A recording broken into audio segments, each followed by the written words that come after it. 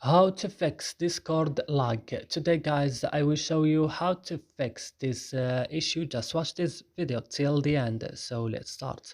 So first, now you have to go and open the settings of your phone. After this, go directly to apps, and on apps go directly to Discord. When you found Discord, just open it like this and go directly to storage option. Then go to clear data, click OK, and go back. And click on force stop, and click OK. And the last things is to go in to Play Store and update in your Discord again.